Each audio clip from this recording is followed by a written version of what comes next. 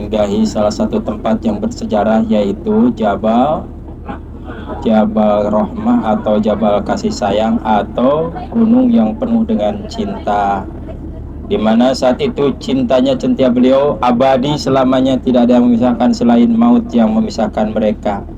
Mudah-mudahan kita pun sebagai suami istri hanya maut saja yang memisahkan antara ibu dan bapak. Amin, ya robbal alamin. Dan juga tadi mungkin semuanya berdoa di Jabal Rahmah itu untuk anak cucu kita. Mudah-mudahan suatu saat ketika menemukan jodohnya dapat jodoh yang terbaik dunia akhirat. Bapak-bapak yang ada yang doa lebih dari itu?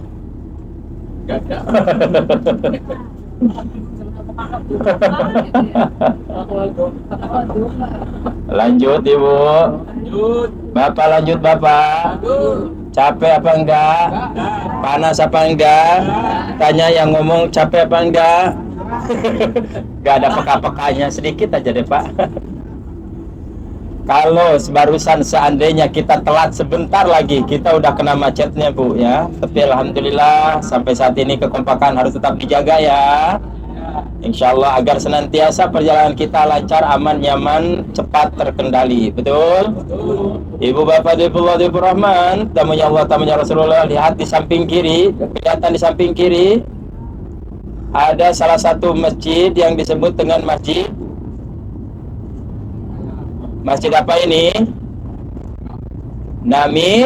Namirah. Masjid ini ketika tanggal 9 Zulhijjah selalu dipakai untuk khutbah Arafah di sini. Nah, masjid ini sebagian ada yang termasuk tanah Arafah, ada juga yang tidak termasuk tanah Arafah. Biasanya di situ ada petugas menyampaikan kepada kita yang duduk-duduk di sana, katanya ini belum masuk Arafah, maka kamu harus bergeser sedikit. Nah, ini Pak masjidnya, Masjid Namirah. Sebagian ulama menyebutkan bahwa di sinilah Nabi Ibrahim ditanya oleh malaikat Jibril, yaitu ketika akan melaksanakan pelaksanaan haji.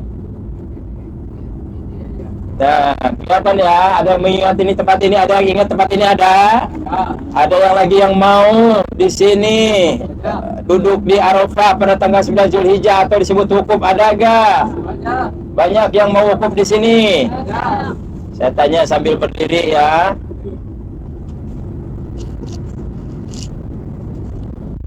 Ada yang mau disebutnya wukuf di Arafah tanggal 9 Zulhijjah, ada? Angkat tangannya. Oh ya, nggak angkat tangan berarti nggak mau ya. Mau dikasih doanya sama saya. Yang pertama, biasakanlah kita membaca surat Al-Kahfi. Yang kedua surat Al-Waqiah. Yang ketiga surat Ar-Rahmah, atau ada lagi surat apa lagi? Al-Hasyr, atau surat apa lagi? Tabarak, Al-Mulk. Ada yang bisa baca itu? Udah ibu baca? Bapak udah dibaca? Diniatkan untuk berhaji. Ya Allah, mudah-mudahan keberkahan baca Al-Quran ini dapat keberkahan bisa berhaji lagi. Ada kayak gitu? Bacanya seperti itu. Mungkin kata Abah itu di belakang saya, tidak mungkin Ustaz, udah tua.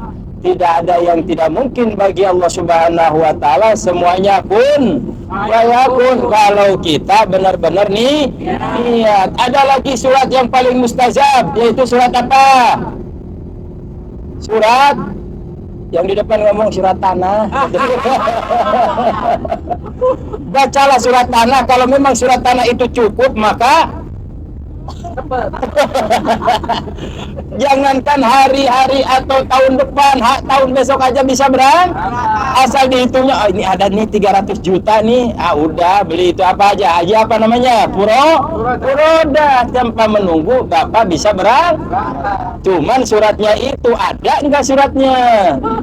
Surat apa namanya?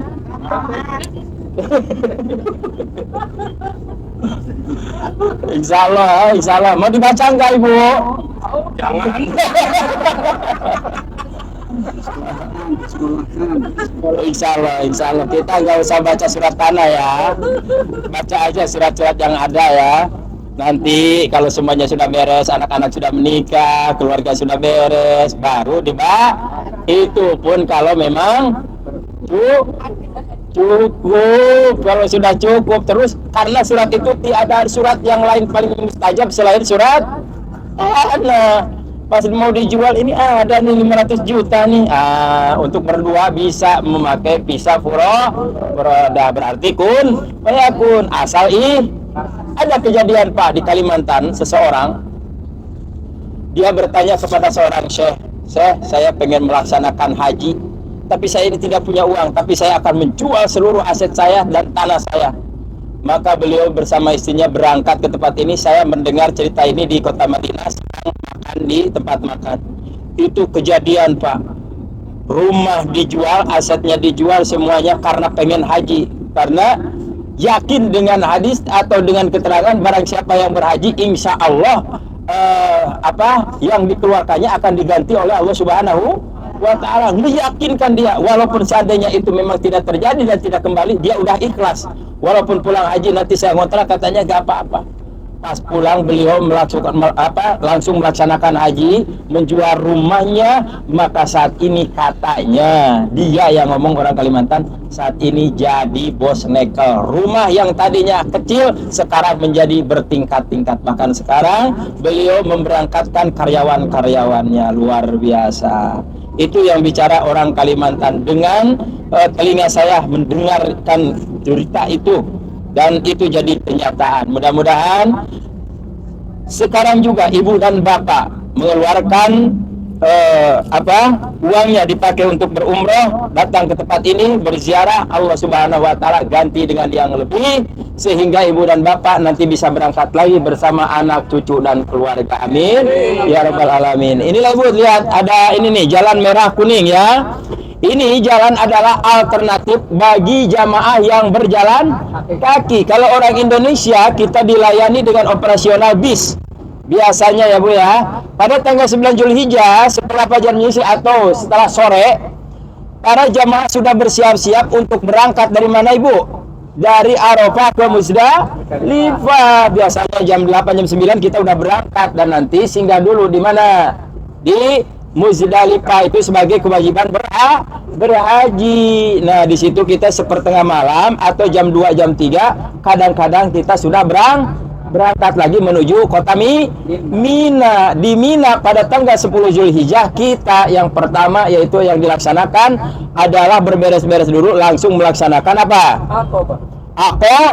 Jumrah Aqobah, artinya jumrahnya yang gede dulu Ibu ya. Ada yang mau jumrah? Ada yang mau jumrah? Sudah tahu caranya? Sudah tahu? Kan tadi udah disampaikan, baca dulu surat apa? Surat Al-Kahfi. Saya enggak suruh baca surat tanah kok Pak, enggak. Lanjut Ibu, lanjut. Nah, ini di sebelah kanan, ini adalah yang disebut pohon Soekarno. Nih yang panjang daunnya nih. Daun apa Pak? Apa daun Soekarno itu Pak? Katanya pohon ini dulu adalah salah satu pohon kayu yang dipilih oleh Arab Saudi, yang pertama ditancapkan di Arab Saudi, yaitu pohon Soekarno melalui presiden pertama Indonesia siapa? Soekarno. Dan kayu ini Bapak, daunnya bisa dipakai untuk obat. Obat apa? Obat sakit badan. Itu direbus airnya, rasanya pahit luar biasa. Yang misalnya tadinya dari 3 gelas menjadi 1 gelas, diminum airnya setelah dingin, Masya Allah tabarakallah, rasanya pahit Pak.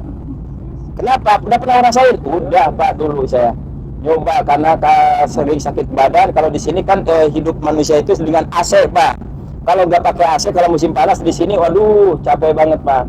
Akhirnya saya nyoba-nyoba, ya alhamdulillah ada Pak mudaratnya. Ada yang mau nyoba Bu? Ada? Ada yang pengen? Ada? Kenapa barusan nggak ngambil Bu? Tahu. Iya, kalau Ibu ngambil, Ibu turun, saya tinggalin, mau. Lanjut. Tuh, Masya Allah tabarakallah Bu, di sini pembangunan masih terus menerus digalakan. Bahkan mungkin haji besok fenomenanya beda lagi, suasananya beda lagi. Di sini tempat apa, di sini tempat apa. Dari tahun ke tahun biasanya berbeda-beda Ibu di sini ya. Kadang parkir di sini, tahun kemarin saya parkir masih dekat dengan Jabal Rahmah, sekarang udah harus ya jauh nih. Di sini kadang ada yang bertanya kok nggak ada ojek tuh di depan, orang Badu lagi ngojek tuh Bu. Itu ada motornya Bu, Suzuki itu. Iya, ini di samping kanan ada salah satu bangunan yang berjajar di sini nih, di tebing-tebing ini ya. Kelihatan Ibu? Ini adalah benteng. Ini benteng apa bukan? Bukan. Ini bukan benteng Takeshi Bu. Ini yang disebut dengan pesaluran air yang dibangun oleh seorang perempuan kaya raya, seorang istri pejabat dari Irak. Namanya siapa tahu? Siti Jubaidah. Ada di sini Siti Jubaidah. Ada di sini Siti Jubaidah. Tapi insya Allah walaupun nggak ada Siti Jubaidah, nanti bakal ada istri kita semua menjadi seorang istri Jubaidah. Seperti Siti Jubaidah. Ingin Bapak punya istri kayak Siti Jubaidah? Jadi Siti Jubaidah ini adalah seorang istri gubernur atau seorang istri pemimpin dari kota Irak. Beliau mendatangi tempat ini ketika musim kemarau yang berkepanjangan di kota Mekah. Maka umurnya sampai saat ini hampir 850 tahun. Maka diabadikan oleh pemerintah Arab Saudi karena kesenjangannya atau disebut dengan apa? Bantuan yang luar biasa Bu. Nah, kalau di sini Siti Jubaidah membangun saluran air yang beberapa kilo jauhnya. Terus Ibu dan Bapak udah bangun apa? Halo, bingung jawabnya. Bangun tidur. Alhamdulillah. Karena kalau nggak bangun tidur ngeri-ngeri juga. Itu pengairan ini disampaikan dari salah satu wadi agak jauh dari sini. Saya juga belum tahu. Ada juga yang menyebutkan agak di daerah Taif. Ada juga yang lainnya. Wallahu alam. Nanti kalau ada waktu kita bareng-bareng di sana ya. Cari dari mana ini asalnya. Kalau kita pajang. Sedangkan di sebelah kiri ini adalah yaitu rel kereta cepat yang dibangun oleh pemerintah dari Arafah menuju Muzdalifah dan Mina. Kelihatan Ibu? Halo, Ibu kelihatan? Ada yang masih tidur? Ada yang ngantuk? Kasihan dulu. Ini Ibu, kita sudah termasuknya itu ke daerah Muzdalifah. Inilah Muzdalifah Ibu, di mana para jamaah haji dikumpulkan di tempat ini sampai sepertengah malam atau sampai jam 2, jam 3. Nanti jam 2, jam 3 ditarik kembali. Alhamdulillah kemarin Ibu, tahun kemarin saya juga bawa jamaah Pekalongan. Tabarakallah, kebetulan lagi agak-agak kena yang sesuatu tragedi di mana saya harusnya berangkat jam 2 pagi. Ternyata terhalang dengan alternatif operasional bis yang terhalang oleh jamaah yang berjalan kaki sehingga telat penjemputan. Maka di sini menunggu sampai luar biasa, bahkan air-air yang sudah dibuang sampai diminum lagi oleh para jamaah. Saking susahnya menunggu mobil masuk ke sini karena banyak jamaah yang jalan kaki di luar kapasitas, yaitu seperti yang sudah diatur oleh pemerintah Arab Saudi. Sedangkan di sini ini adalah salah satu masjid Masy'aril Haram. Apa Bu? Masy'aril Haram, masjid ini yang pernah dipakai sholat tawali. Jadi ini pernah dipakai oleh Rasulullah SAW, yaitu untuk melaksanakan sholat jamaah. Ada yang menyebutkan sholat maghrib dan isya. Ada yang menyebutkan sholat isya dan maghrib di tempat itu Bu. Ibu pengen sholat di sana? Bapak pengen sholat di sana? Ya udah, nanti hajian kita sholat di sana ya Pak ya. Siap baca surat. Inilah Muzdalifah, tempat yaitu mabit, yaitu sebagai kewajiban orang yang melaksanakan haji. Kalau tidak mabit maka kita kena dam. Insya Allah kita mah alhamdulillah Ibu selalu mabit di sini ya. Nah di sini disunatkan kita mencari yaitu kerikil-kerikil kecil. Di sini dikumpulkan sekurang-kurangnya 70 biji ya Bu ya. Ibu ada yang mau ngambil batu di sini? Buat nimpuk apa kalau ngambil sekarang ya Bu ya? Mumpung lagi kosong Bu, sekarang boleh diambil Bu.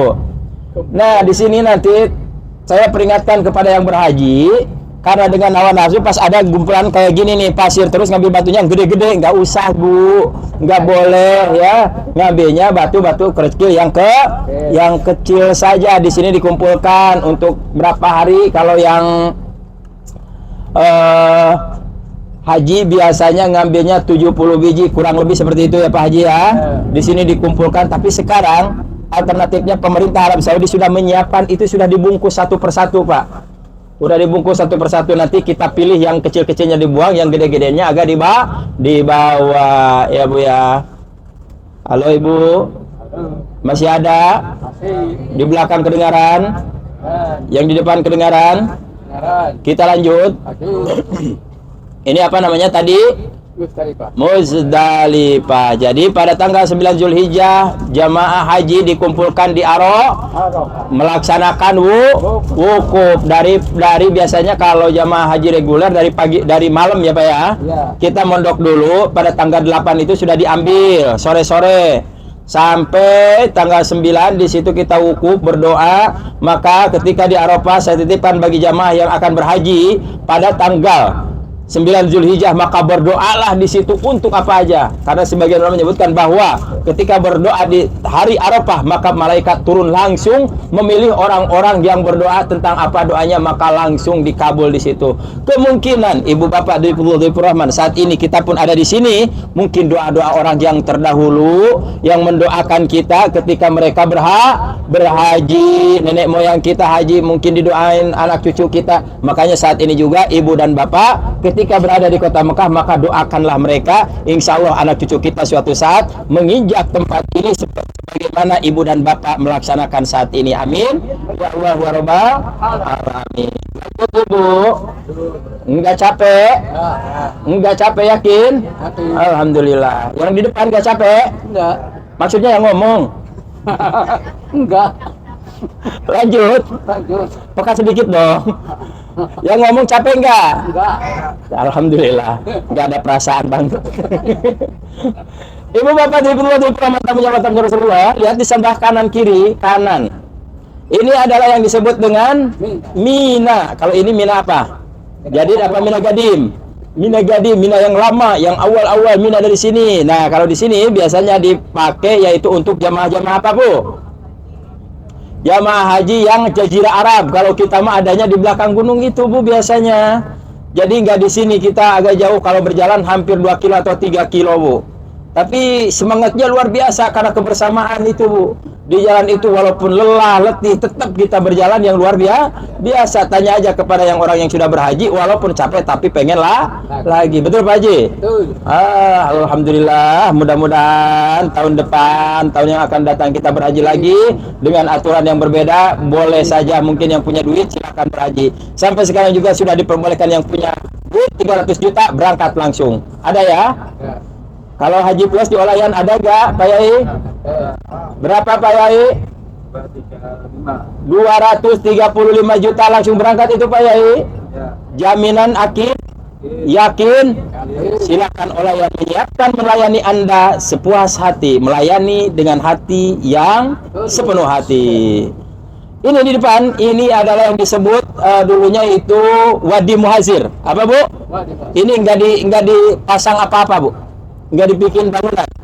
Wadi Muhazir itu tempat apa Bu?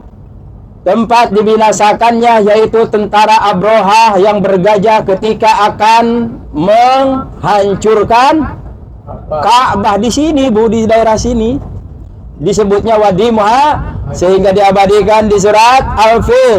Ya, di situ bagaimana Allah Subhanahu wa taala memberi pelajaran kepada mereka yang ingin menghancurkan Ka'bah, sehingga Allah mengirimkan utusannya itu dengan burung-burung ababil yang membawa kerikil-kerikil dari neraka, sehingga mereka ditimpahi dengan batu-batu itu sehingga badannya mereka kerancang atau berlobang seperti tak ubahnya seperti daun-daun yang dimakan oleh lalat Bu ya, berkerancang. Kebayang nggak Pak pada saat itu ditimpukin dengan batu kecil kerikil dari neraka. Nah, di sebelah kiri Ibu bisa lihat ada tugu kecil sedikit ya Habibi.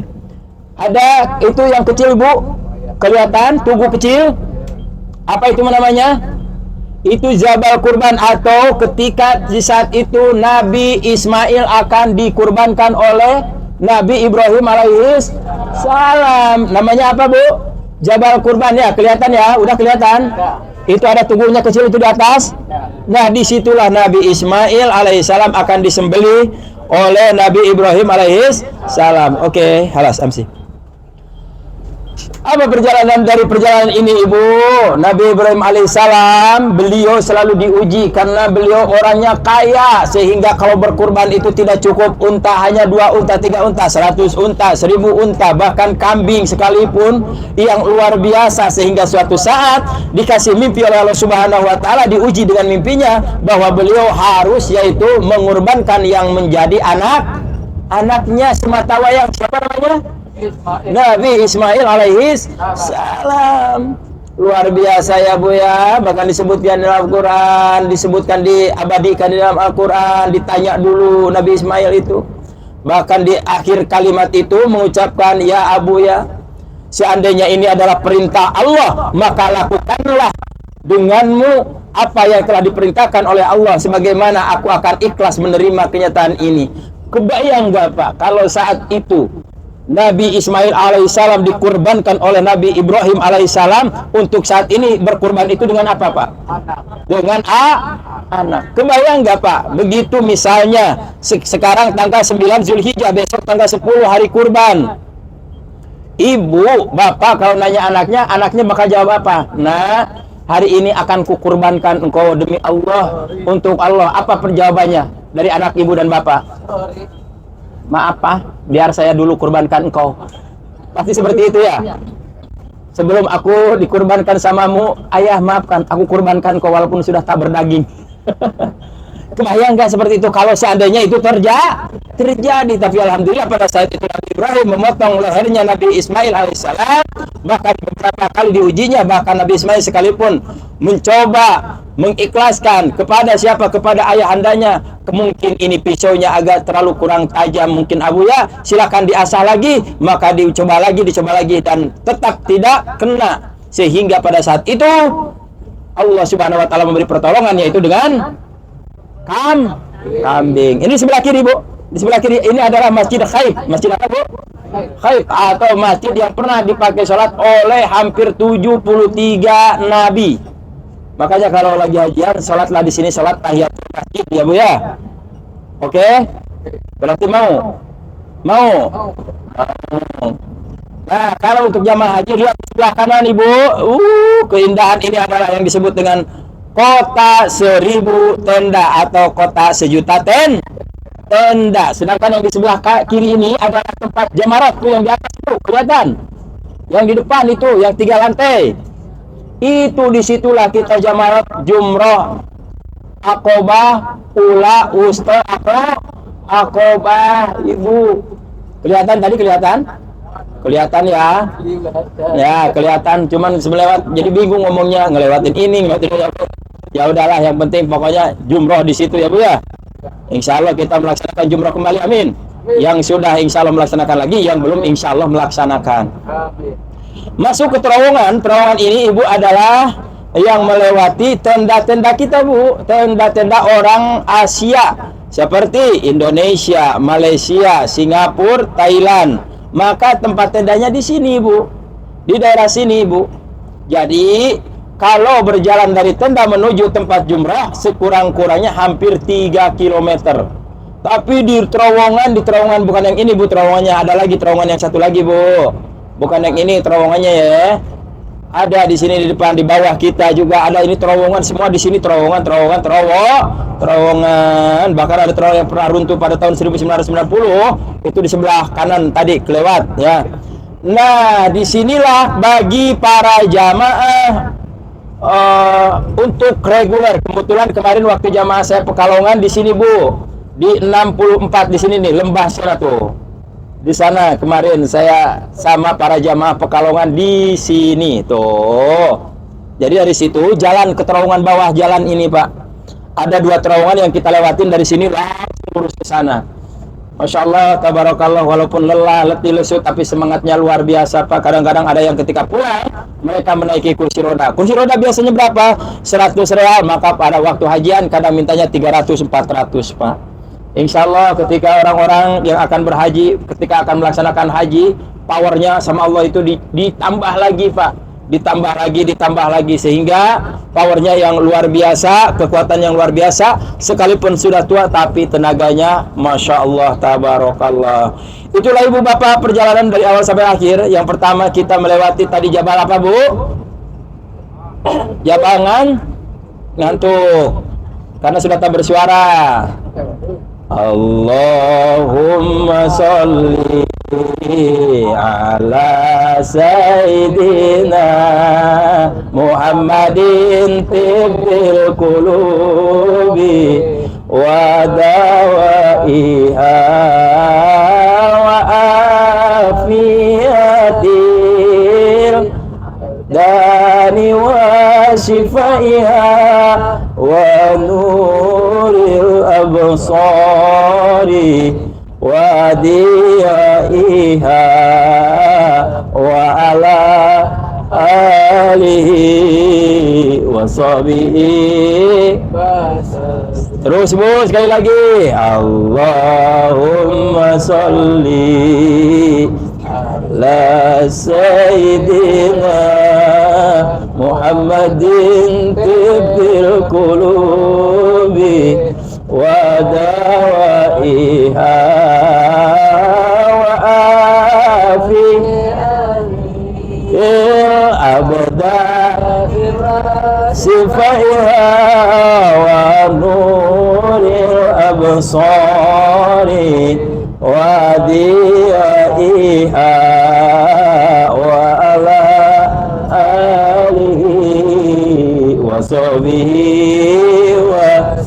Sekali lagi. Allahumma sholli ala sayyidina Muhammadin tibbil qulubi wa dawaiha wa afiyatil abdani wa sifaiha wa nuril absari wa diyaiha wa ala alihi wa sahbihi. Salat apa itu bu? Salat apa bu? Tibbil qulub atau salawat syifa, salawat obat ya bu ya. Di situ juga disebutkan mudah-mudahan kita diberi kekuatan agar tidak sakit, maka sering-seringlah baca salawat tibbil qulub atau obat hati atau salawat syifa. Sampai-sampai baginda Rasulullah SAW menyampaikan man shalla alayya salatan wahidan sallallahu alaihi asra. Barang siapa yang menjadi pada satu kali salawat, maka niscaya Allah akan bacakan salawat kepada mereka, membalasnya dengan 10 kali salawat. Alhamdulillah. Ibu udah berapa kali salawat? Aduh, udah ada yang dapat 1000 selama di Masjidil Haram? Insya Allah belum. Halo, ibu kayaknya udah hilang nih dari ingatan. Ibu masih bangun? Masih bangun? Lanjutkan enggak? Lanjutkan enggak? Udah capek ibu? Belum capek? Ya udah, enggak apa-apa. Yang di depan yang ngomong enggak capek? Bodoh amat. Oke, demi kau dan kebahagiaanmu aku rela apa yang kau inginkan dariku. Lanjut ibu, kita akan melanjutkan perjalanan kita menuju Museum Al-Wahyu. Museum Al-Wahyu ini di dalamnya bagaimana syarat turunnya wahyu kepada para nabi sebelumnya, kepada para rasul sebelumnya, nanti akan dijelaskan di tempat ini, dan posisinya ada di kaki gunung Jabal Nur. Jabal apa bu? Jabal Nur ini adalah saksi bisu perjalanan turunnya wahyu yang pertama kepada baginda Rasulullah Shallallahu Alaihi Wasallam, yang bertuliskan surat apa bu? Al-Iqra. Berapa ayat? 5 ayat itu udah kelihatan dari sini bu. Nanti sekarang untuk menaiki Jabal Nur kita tidak melewati jalan yang pertama dulu. Sekarang justru jalannya dipindah ke tempat ini, naik ke Jabal Nur melalui jalan yang sudah dibangun oleh pemerintah Arab Saudi. Sampai sekarang jalannya udah besar Pak. Bahkan semua yang mau naik ke Jabal Nur ini, kita turunnya di tempat yang sekarang kita akan kunjungi. Nah, dari sini nanti ke depannya katanya bakal ada off-road atau mobil yang menyiapkan menaiki Jabal Nur. Oh, mudah-mudahan panjang umur ya. Kita biar kalau ada yang mau naik, sekarang ada yang naik. Ada yang mau naik ini bapak-bapak nih. Halo. Katanya kuat-kuat nih bapak nih. Ada yang mau naik Jabal Nur? Ya, bapak naik saya pulang. Ya. Terus Ustaz gimana naik mobil? Bodoh amat. Enggak usah naik Pak. Kita di sini juga cuman mengingat aja Pak. Ternyata turunnya Al-Quran itu yang luar biasa kepada baginda Rasulullah SAW bertepatan pada tanggal berapa Bu? Nuzul Quran itu pada tanggal berapa? 17 Ramadan. Bahwa kita sebagai madhab Imam Syafi'i di tanggal malam 17 itu kita selalu sholat atau duduk di masjid. Sama di Pekalongan seperti itu. Sama enggak? Pada malam tanggal 17 bulan Ramadan turunlah ayat surat Iqra 5A ayat Iqra bismi rabbikal ladzi khalaq khalaqal insana min 'alaq iqra wa rabbukal akramul ladzi 'allama bil qalam ya la akhirih. Nah di sini kita putar dulu, nanti kita turun di sana langsung saya mungkin mendaftarkan ibu, dan insya Allah kita ini bukan yang gratis karena sekarang udah berbayar. Dulu kita gratis Pak masuk ke sini, namun sekarang karena banyaknya peminat akhirnya itu di bawah salah satu perusahaan mereka menjadi prabayar. Dulu asal kita belanja aja, sekarang mah gak apa-apa. Yang penting nggak belanja, mau belanja atau enggak, yang penting Bapak masuk. Insya Allah pihak travel sudah membayar, dan insya Allah nanti saya tukarkan kuponnya, dan nanti kita akan dipandu oleh muthaib di dalam, muthaibnya orang Indonesia. Siapa Bu? Nah ini adalah destinasi baru yang diangkat oleh pemerintah Arab Saudi agar mengenalkan dasar-dasar bagaimana turun wahyu kepada nabi-nabi sebelumnya, seperti kepada Nabi Adam alaihissalam. Karena para nabi berjalan di muka bumi ini melalui yaitu wahyu yang diberikan oleh Allah Subhanahu wa taala sesuai petunjuk Allah Subhanahu wa taala. Sedangkan kita kalau berjalan di atas bumi ini seenaknya dewe, betul? Semaunya kita aja ya Pak ya. Insya Allah kalau sudah mengenal ini, insya Allah kita sesuai dengan syariah, apa yang harus kita lakukan, apa yang Allah larang, apa yang Allah perintahkan. Dan sebentar lagi kita akan sampai ke musim al-wahyu. Jangan bawa apa-apa terkecuali uang. Kemungkinan di sini pengen jajan atau apa, dan nanti kita juga langsung di sini memasuki musim al-wahyu. Itu jalan yang baru Ibu, sekarang sudah dibangun. Jalannya jadi agak gede, sekarang jalan mobil.